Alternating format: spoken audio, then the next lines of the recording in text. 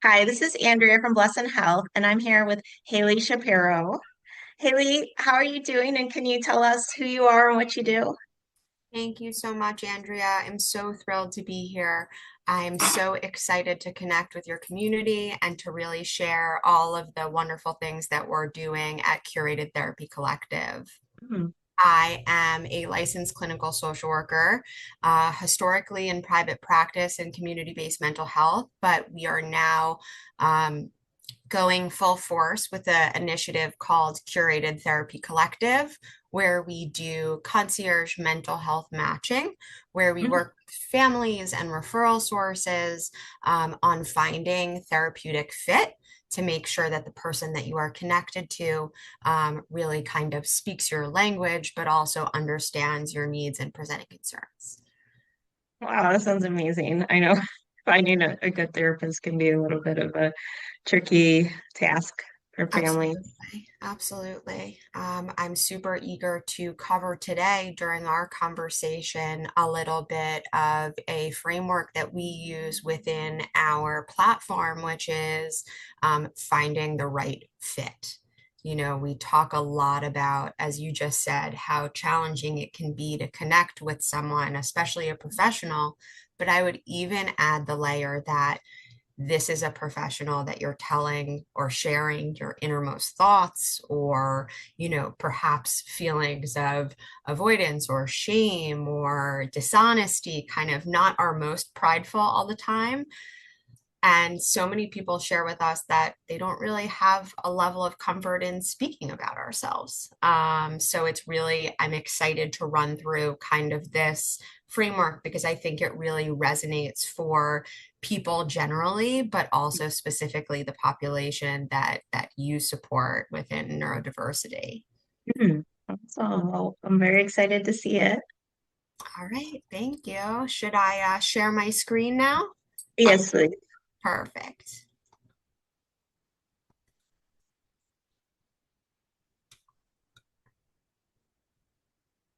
Okay, technology is working for us. Yay. Oopsie. Spoke too soon. All right, perfect. All right, so we are going to cover today, as I shared with you, finding support that fits. It's not just doing the quick Google search. It's not putting your zip code, into algorithm and having information shared with you and making the mistake of believing that that's going to be the person that you spend extended periods of time with. Um, and how do you ask for help? Who do you ask for help? In what ways can we be really intentional about asking for support? And is it strange that we feel bashful about asking for support? Mm. So we're going to cover a lot of those elements, and I'm excited to kind of hear your thoughts along the way, Andrea, but also find out how some of this might resonate for your community. Mm. So why is this important? Why is fit? We're talking about two people working together. And I think fit is important. Another word that I like to assign to that is compatibility, right? Sometimes we hear that when talking about personal relationships, but I think it can be applied to professional ones too. Um, Mm. when we're thinking about compatibility and we're thinking about neurodiverse populations, I would say that there are still a ton of misconceptions, misinformation, stigma, lack of training, a lot of pieces on the professional side that I feel put families that are seeking support, that have a family member that have this kind of profile in a vulnerable place. We need to be really intentional about the support that we're seeking out. Whether we're someone that describes themselves as having an exceptionality or someone that, would be, quote, typically developing. Mm. Um, Systems are not built for people with neurodivergence. I Mm. certainly can feel confident in making a statement of that definitive level because truth be told, I don't know who systems are built for. I would say that there really is no perfect system or no perfect Mm. approach, but there really is a lot, to be learned from supporting different populations, but people need to have the tools, the training, and the equipment to do that. Mm. Um, Fit. again, I'm going to say that word, I feel like a dozen times this afternoon, but Mhm. fit shapes outcome. We've taken the step to seek help. But if we're not working with someone that speaks our language, that understands how we tick, that is willing to learn, that is willing to be a partner, Mhm. then how can we expect any outcome other than not a good one? So Right. that's really something that's critical, and applies to all professions. I mean, we're talking about health and mental health here, but Andrea, I'm sure that applies to dietetics. I'm sure that applies to nutrition and speech and primary care. I'd say a lot of this transfers, right, Definitely. across disciplines for sure.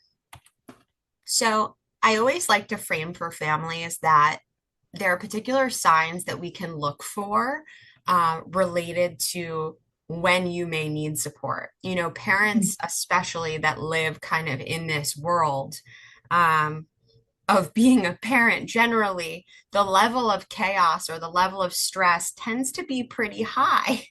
So Yeah. when we're thinking about seeking support, sometimes I hear from families that, what do you mean? This is just my average Monday. But just Right. because this is your average Monday or something that you've navigated for extended periods of time doesn't necessarily mean that you don't need support. Right. So that's really a distinction that I like to make for individuals themselves and people that are self-advocates. Just because this is your baseline doesn't necessarily mean that you can't grow and learn and develop and feel like a better version of yourself. And same goes for parents. It doesn't have to stay, at status quo. And it doesn't need to lean into chaos. It doesn't have to lean into crisis. And if Hmm. things are quiet, sometimes we also do really great work. So these are Right. the areas that I like to identify for children and youth, young adults, even adults, as well as parent or caregiver, whether that's auntie, grandma, whoever we're talking about. These are the two kind of groups that I describe when someone is impacted and may need support. So the first is when you're having those experiences related to overwhelm and shutdowns. Have you been experiencing or observing just being absolutely closed or flooded to Hmm. any sort of improvement or change or idea or concept? Are you closed off? If you're masking fatigue, so what that means is you're kind of representing your outward presentation looks a lot different than how you're feeling on the inside. Hmm. That's not really sustainable for anybody, whether it's the child or the adult. But I would argue that if we're masking, that's not something that's sustainable and that we can continue to do, forever and always. There's definitely going to be a breaking point at some point. Hmm. Sensory distress, of course, we hear a lot about that within the community that we're connecting with today. How is your ability to function and be independent and self-regulate when you're really impacted by some of those sensory hurdles? Um, Right. if there's any change, this is a one that's really quantified, in sleep, so hours of sleep.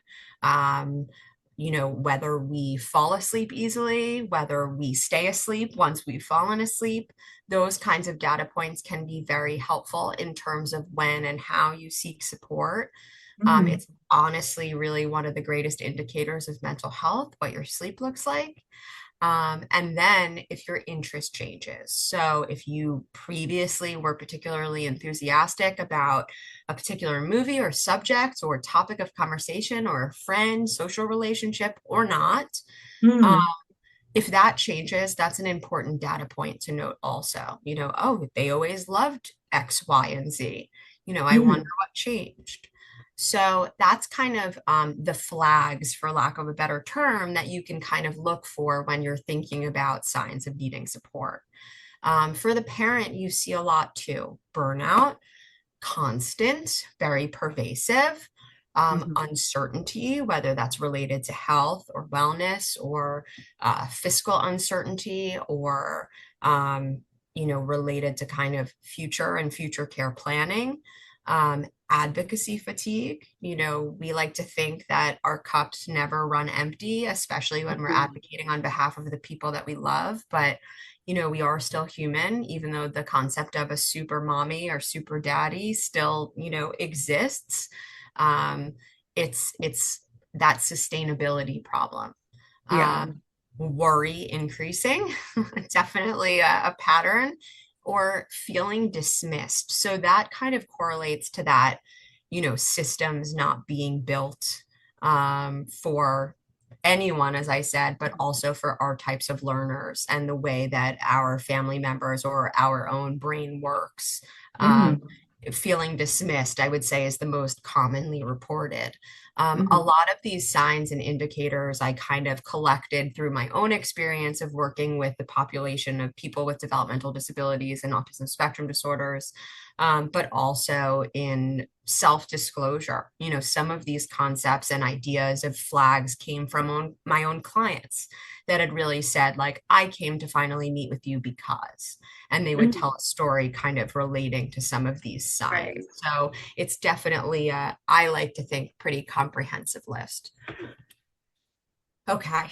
This I always like to share when I speak to parents or caregivers and advocates as well, or self-advocates. Trust your instincts. I had a parent say to me just this week, I'm not the expert, you're the expert. And I actually like put down my mug and I said, wait a minute. Where I really had to reframe that for that parent. And I said, I went to many years of school, but in terms of your family member and who we're talking about, you truly will always win categorically in terms of expertise. And I really believe in that practice that way, because that gut, that parenting gut, is truly refined. And as professionals, if we don't lean into it, then we're not doing our best work. So Right. it's very important to utilize that as a tool, and parents should feel empowered to continue to use it. Again, not needing crisis. We don't have to wait for lights and sirens to seek support. If something feels off, it probably is. Mhm. It's just figuring out what that something is. And then, of course, as we know, easier said than executed, but early support is usually our best recipe, but it doesn't always work out that way. And sometimes it's not for any fault of the person seeking service. A client shared, I love to tell stories because they're true and it just enhances the information, which is, I was looking for a clinician for 6 years. And I said, six Wow. years? I mean, I've been here the whole time. Why haven't we found each other? So that's really kind of where I'm getting to today. And in Mhm. it's not only knowing that you need support, it's how you go about finding it. Mhm. So again, we talked a little bit about this, but I really do think it's so critical, is that sometimes people lean into modalities, which means they look at specialties of particular clinicians and they believe that that's the end all be all. If someone practices applied behavior analysis, if someone uses sensory integration, if someone describes themselves as neuroaffirming, um, that means they must be the right fit for me. So I would say yes, but in that, just because they describe as using a modality that works for the population as a whole doesn't necessarily mean it's going to work for you and your family member or you as a family unit. So Yeah. we need to really be intentional in what we're Mhm. looking for, but also a little bit flexible, to kind of try what may be not exactly what we set out to find. And that's a tough thing to get behind as a parent, because you feel like you did your research and that's what we're looking for. But I would argue that fit trumps whatever modality or framework that clinician utilizes. And if it doesn't work for you, that doesn't mean that it's something that's wrong with you. It means that it's just not right, and not Yeah. right now. Maybe it wasn't right when your child was 7, but now that he's 17, things might look a little different. Um, Right. Yeah. and that connection piece and compatibility piece, again, is just critical. Okay, this is what effective support looks like. This is the goal. So I talked about when we need it. We talked about knowing that we need it. And now we're going to talk about what it should look like, right? This is what we manifest, okay? This is what we hope for. This is what we should look for as indications. Strong rapport and safety, right? Basic human need, the relationship, the compatibility, the way that we speak, the language that the clinician uses, kind of your non-negotiables, I would argue. Um, Hmm. Next, a sensory aware approach, especially for this population. We talk about it a lot in that there needs to be intentionality and sensitivity around what approach is used. Family and school collaboration, especially if you have a school-aged family member. Those are critical relationships, and there needs to be mutual understanding between family, school, and now we're incorporating the clinician piece. Hmm. The last little bit here is understanding your family system and structure. So is the clinician willing to kind of do a little bit of their homework and diligence around understanding the environment that your child or you came from? Hmm. So the last piece is kind of the options for intervention in terms of support related to health and mental health. So therapy, coaching, evaluation and assessment, which is kind of those diagnostic measures that you may need. And then we talk a lot about executive function support, which is kind of different than intellect, but also happens in the brain. It's a little bit of a subsection and a set of skills. And Hmm. how I like to describe executive function support is more about tools and strategies that can be learned in an environment that can be therapeutic. Sometimes it could happen at school, sometimes it could happen at home. It's kind of that memory piece, time management, levels of independence. We could do an entire training on executive function, but I just thought it would be valuable to incorporate in this list because it's certainly something that um, serves, I would say, everyone at different points in their life. Excuse me. So now we're determining needs. Okay, we're going through the process. And I would love to be able to share this PowerPoint if possible, Andrea.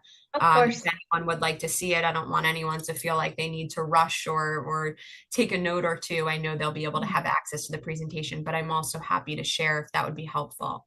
Yeah, for Um, sure. I have seen people that have attended presentations like this, take notes right on it in answering, their questions, their answers to these questions. So what's the core concern? What is priority number one? We could talk big, lofty goals like I want my son to live on his own one day. Or we could talk about something a little bit more small and granular, like I would like him to sleep 2 hours consecutively instead of however many we're at right now. So it Hmm. could be long-term, short-term goals, but really what's your core concern? How long has it been happening? Has this been always forever and a day? Is this a new problematic or presenting concern? What's the duration? What have you tried already and maybe hasn't worked? Sometimes it's a lot easier to figure out what hasn't worked, especially since you haven't figured out maybe what has worked. Hmm. Uh, what is your family member or your child's style? Who do they respond to? Who are their safe people? What makes them excited? Is it wall meeting, having a snack? Is it gender? Is it subject of conversation? What do we know that can help us and enrich this relationship? Hmm. How do they communicate? Big one with this population particularly. Um, and it's important to kind of use that as a cornerstone in understanding who you'll be working with professionally. What's their learning style? Are they auditory? Are they visual? Are they kinesthetic? Do they need to move while they're learning new information? What do we know? And are you in a phase where you're structured or exploratory? Do they really need routine, ritual, the same style of session every week? Or Hmm. do is it a little more free form where they can kind of move or float around the room and kind of, as long as everything is addressed or gotten to, it doesn't necessarily matter what order, we Mhm. we do it in. Right. Okay. So now I've asked a lot of information and a lot of kind of reflection from people that are constantly, within their thoughts in their head. So I would say that this is how we start. So step one, identify what's hard, right? Even though it's been happening forever today, what's hard? How can we address it? Then we're talking about goals. So what's hard and how are we going to address them? What are we working towards specifically? Mhm. Step three, as a parent or as an adult with uptillion responsibilities, but also just logistical hurdles, right? How far is this from my house? What technology do I need? How am I going to pay for it? Mhm. Is this covered by insurance? Probably not. What documentation do I need?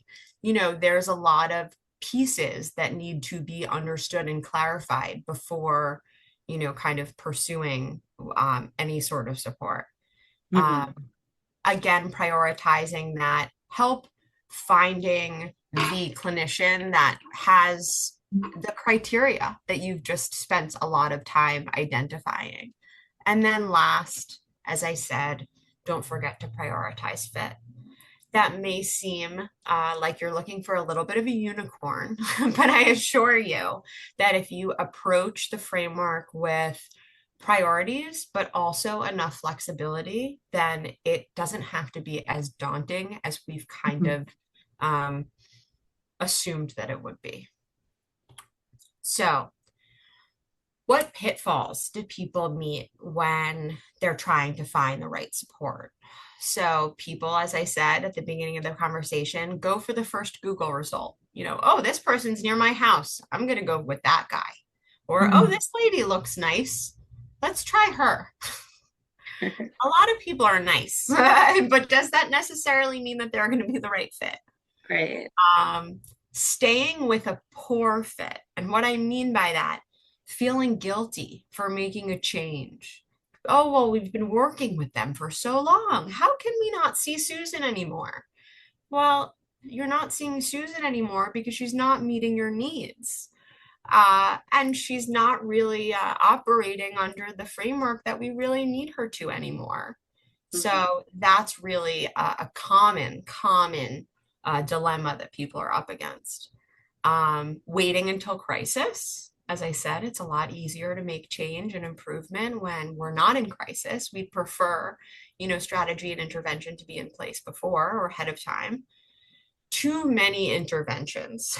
This is also another very common profile in this community, in all parenting communities, I would say. Throw spaghetti at the wall and see what sticks, right? Let's try everything. The challenge is with trying everything at the same time is that you have a hard time figuring out what works and what isn't working. Mhm. So that's why too many interventions at once is not the wisest idea. More is not better. So I really try to encourage clients of mine to be really intentional, and be able to rule out and delineate between interventions if you're applying two at the same time, just because then you'll be able to know what's working and what's really not working. Mhm. Assuming therapy must be long term. So again, that goes to the Susan example. Oh, we've been working with Susan forever. How could Susan not be in our life anymore? So, there's a certain level of attachment that sometimes is assigned to these important people or these inner circle people, but the relationship shouldn't be for an extended period of time because, again, the only person that serves is maybe the therapist and maybe not. But I would say that an extended relationship is not necessarily best. Mhm. Okay. So now that we've identified how, what, when, now we're going to get into the who. So CTC is the Curated Therapy Collective, which after I had been in private practice for over a decade, And I really understood where the roadblocks were and are for obtaining support. I developed a platform, which is a matching platform, meaning there is a clinician that is staffed or a cohort of clinicians that work closely with those clients seeking mental health support, and we are able to have a conversation or a constructive dialogue about what you might be looking for yourself or for your family member, or for your client. So we have personalized a very impersonal process. So as I shared with so many of my clients along the way, on platform and those seeking support, is that bringing the clinician or bringing an informed person into the conversation earlier yields a better result because the clinician can speak to some of the jargon. The clinician can help you uncover what you really might be looking for, or make a suggestion, or help you take a list that's 16 pages long down to a couple of names.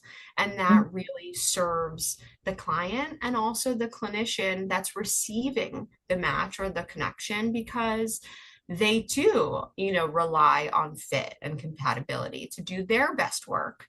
So that's really how this platform has taken off and been unbelievably well received, because it can be very daunting to finding support, and not only finding support, but asking for it in the first place. So that's how we've really been able to develop this community of professionals, but also clients that benefit from this kind of intentional and thoughtful approach. Um, Mental health should not be navigated in checkboxes. Mental health should not be navigated by, oh, she looks nice. Um, it's more nuanced, it's more gray, and there needs to be a little bit of interpretation and assessment when looking for Right. the right person. And sometimes you can't do that for yourself, right? You don't have the wherewithal, or you're not sure what your options are. So that's really what comes down to why this platform has really been so well received and been met with such gratitude, because we're able to remedy and mitigate a lot of that. So Mhm. clinician led matching, as I shared, a national vetted network, which means that we have clinicians in, I believe, 47 states, and we are able to provide referral and support for people that reside in those areas, both virtually and in person, considering what you're looking for. Uh, Mhm. Personalized recommendations, like I said, it's based on conversation and dialogue, and usually these conversations are about 15 minutes. We're not really looking to get an entire social history, but what we're looking for is really just those data points that will help inform what your next step should be. We're a community built on trust. We follow up to make sure that that soft handoff did happen, and that those connections have been made. Mhm. No more voicemails, no more no callbacks. We really try to actively make sure that those touch points are happening, and that follow through occurs. So again, as I shared with you, these are the data points that we're looking for during that 15-minute conversation. So Mhm. what's your story? What's your family member story? Give me the highlights. I don't need to start, 30 years ago. Mhm. Past approaches, things that you've tried that maybe have worked or haven't worked. Like, oh, we had a clinician that was had a occupational therapist that worked with her. That really worked for us. Clinician style preferences, logistics again, and what are your goals? What do you want things to look like in the near future or in the distant future? Okay. I know that I shared so much information, and I promise that I will provide this information to you. But what I really do want the takeaways to be, and I like to kind of culminate in this way, because if there's anything that you take with you from this conversation, is these couple of things. The first is you deserve intentional support. And what I mean by that is your story to be heard, understood, and used as a directive. And what that means is having an informed party to process information with you and then give you a direction to go. Because we acknowledge as professionals, it is not an easy or navigatable system. Mhm. And forget all of the emotional clouding that happens at the same time, or the juggling act that we need to do. But there's definitely a preference and a priority being made, at least on our platform, for intentional support. Um, Mhm. Fit changes everything. You're going to be like, this lady said fit so many times, but it's true because it's critical. It's critical for you as the client, and it's critical for the clinician too, because that compatibility is meaningful and it can yield preferred outcomes. And that's what all of our goals are, right? We want improvement, and we want desired change if necessary. And then last, of course, it can be such an isolating feeling when trying to navigate this, Herculean task of trying to find support, and support that feels right and empowering. So just know that this platform was developed and curated and continues to be built out and well received because there are an immense amount of people that have Mhm. felt totally defeated, frustrated, lost, and confused around trying to obtain support. And I just feel ethically as a professional, that needed to change. So that's why we went ahead and tried to make a process personal and intentional for all different populations. And you're not alone in that feeling and that defeat attitude, but I want you to feel empowered and like you have strategy and a little bit more of an idea where to go now. Mhm.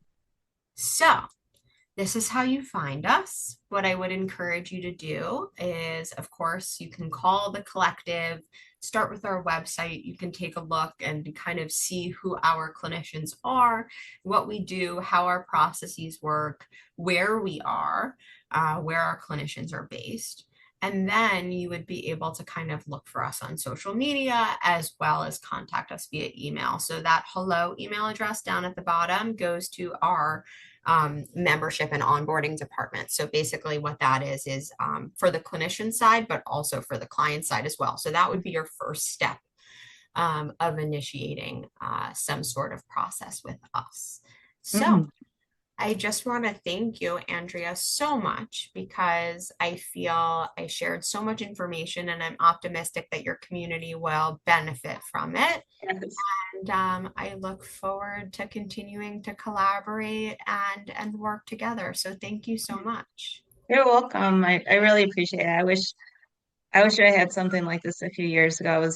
I was looking for help with anxiety, and I just like I got this list from my insurance company of all these random people, and I had to make a spreadsheet because 90% of them either didn't call me back or were already booked and weren't taking new patients. And then I think I went through like three or four before I found somebody that I liked, and it was a long process. And I mean, I feel like with children, like the quicker you can get on things, like the better the results are going to be. Absolutely. Um, so I would hate for parents to have to wait months. And then you were saying you're in most of the states? 47. So 47. I would say there are a few exceptions. Um, Hmm. but what I did share with the family actually just today, who really was hoping to prioritize someone who was in person, and it was just a little bit far from where they are. But what I Hmm. did assure them was that I was going to go to my networks and be able to at least provide a direction for them to go as a next step, because it's unbelievably important, at least for them to have a direction, or someone who geographically would be the right fit for them. So I wouldn't deter a family from reaching out to us, and we are onboarding clinicians daily. Okay. My my department for the curating of clinicians is quite busy, which is Mhm. wonderful. And I would say today it's 47. Tomorrow we may cross over the threshold of all 50. So Awesome. we're almost there, but I would say that definitely reach out and we can kind of work together to, if we don't have the right fit, we'll work hard to support you in finding someone that might be able to Okay. give you language, to use Mhm. so that you have a little bit more of an informed idea of what you may be looking for. Okay. And then as far as like the therapy goes, it's not just neurodivergent, it's all kinds of avenues. Yes, absolutely. So we have what's beautiful about the network that we've developed is that we certainly have those that support people with varied needs and exceptionalities, but Mhm. also, throughout the lifespan. So people that, work primarily with early childhood and parenting related concerns. This morning, I met with someone who has an area of expertise within supporting parents while their children are in the NICU. I mean, Mhm.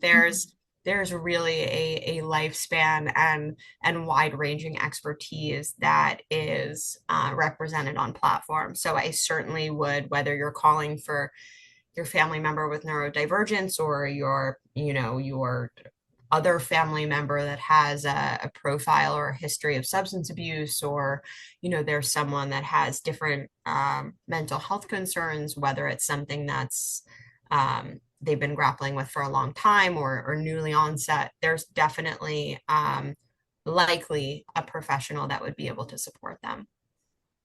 That's great. Great to hear. Well, thank you so much for your time today. I hope you Absolutely. have Thank a you for great having me. birthday. Okay, and then we'll share a link for the slides to the audience as well. So Okay. appreciate you sharing all this Wonderful. information. Sure. Thank you. Okay, thank you.